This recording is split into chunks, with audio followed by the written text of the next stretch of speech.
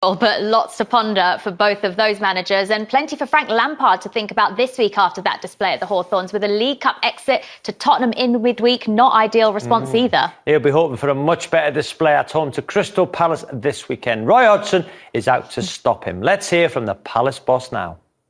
The squad is looking much stronger than it's done in previous years when I've been at the club. We do have good cover basically in almost every area now, so it would just be a question, I guess, that if a player does come up in an area of the field where we think we could do with some extra cover, perhaps we'll be interested, but we're not desperately searching anymore. I think they've made some excellent signings and done some very, very good business in terms of improving their team and improving their squad, but I think 3 games is too early to assess any team, quite frankly. You can get off to a good start or a poor start, or things can look good or not so good in those games, and it's really when things settle down that you've got to start making judgments. So I don't make any judgments on them whatsoever, but I am very much aware of how much quality they have in their team and in their squad as well, so we're preparing, of course, for a very tough game. All right, we've heard from Roy Hodgson, so now it's time to hear from you guys, as Chelsea against Crystal Palace is the topic for this week's Friday Fan Forum, with Robbie, Tim and Miguel ready to answer your questions.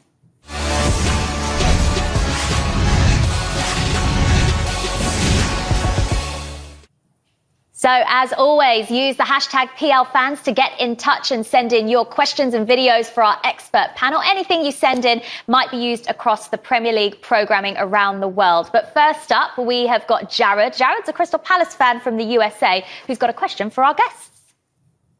Hey guys, thanks for taking my video today. Big one in the capital city this weekend, Palace and Chelsea. I think the biggest question that's going to be coming out of this weekend is who will be playing goalkeeper for Chelsea. Is it going to be the new guy they brought in, or are they going to stick with Caballero or Kepa? My hope as a Palace fan, it's going to be Kepa, but that's my biggest question for the upcoming game. What do you think, Robbie? We saw him play in the Cup in the week. Yeah, I think they'll go with Mendy. I think he came for crosses. I know he dropped one, but he looked assured when he came for crosses. I would think Mendy, Tim. I agree. I think Mendy, no doubt. Spent the big money on him. He's into the club now. Tried hard to get him into the club. I think it's the end of Kepa. What does it mean for Kepa, Miguel? I'd imagine trying to get a loan somewhere in Spain, given that he's going to have no takers at the price Chelsea would want right now. But also, it's why I think they have to play Mendy now, because this goalkeeper especially, it's a position Lampard has to be decisive about, and any manager has to be decisive about. If there's any sort of doubt, as we've seen with Kepa, it leads to problems. And so I think it's going to be Mendy and Kepa frozen out. Oh, okay. Well, let's move on to the next question. This is from Yash, who's from India, and he's a Chelsea fan. Hey Robbie, my question is that should Mason Mount start against Crystal Palace, because till now he started all the games for Chelsea, and in the game against Tottenham he looked a little bit worn out and he missed the penalty. So should he start, or should he be given the rest by Lampard so that for upcoming games he's available? Well, he's been involved in every game so far, Mason Mount. I'd play him. Yeah. Undoubtedly. How's he doing in fantasy football? He's doing well. He's not in my team. Oh, he's there not he in my team, no. But I would certainly play him. I think he offers a little bit. You're running behind. I know Tim's dealt with a lot of young players, when he was at Spurs and the clubs. Mason Mount for you? Yeah, he's a goal threat, Mason. He likes to break into the box. Good anticipation where the ball might end up. For me, the player they're missing more than anyone, and the Chelsea fans might not like me hearing it because it's an old player, Olivier Giroud. I think they're a better team when they've got a vocal point like him at the middle. I think it creates chances for the likes of Timo Werner. At the moment, Kai Havertz, it takes time for these boys to settle. I don't know what he does at the moment. I'm sure he's going to be a good player, but when they come from different leagues into the best league in the world, which is the Premier League, sometimes it takes them a little bit of time to settle. He did score his first hat-trick for Chelsea. Barnsley, though. What? Well, it doesn't matter. No, it doesn't matter what it is. There's a gap in quality between the two clubs. Yeah, but he's got an hat-trick. Fair play to him. And League Cup as well, I'd say. Yeah, listen, I don't think that... Look, Frank sees him every day in training, so he obviously knows what the qualities of the player. He's not a number 9. I mean, he comes deep all the time. He's drifting off the sides. They need someone to stay down the middle and occupy the centre-backs and create more chances. They're missing Pulisic massively. That's why, even more reason why Mason Mount has to stay into the team, because he's got that guile. He can see the pass. Do you not think there's a bit of an issue similar with Solskjaer at the moment? In that Lampard doesn't know what his best now again it's complicated with the fact Graham Potter for Chelsea. well again Stop linking Graham Potter with every other club. but I do think there's an element that Lampard is still figuring out what his best 11 is, how best to work all these new signings, and it's why also he knows exactly what Mount can do, and Mount's obviously a bit of a favourite of his, but Mount almost provides that it's something he knows well, which is why he's using him all the time.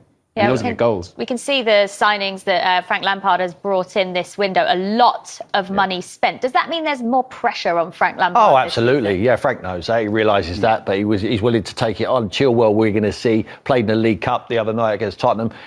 He will come into the side. He'll be a starter. Timo Werner, I would definitely keep in the team because he always looks like a threat no matter where he plays on the pitch.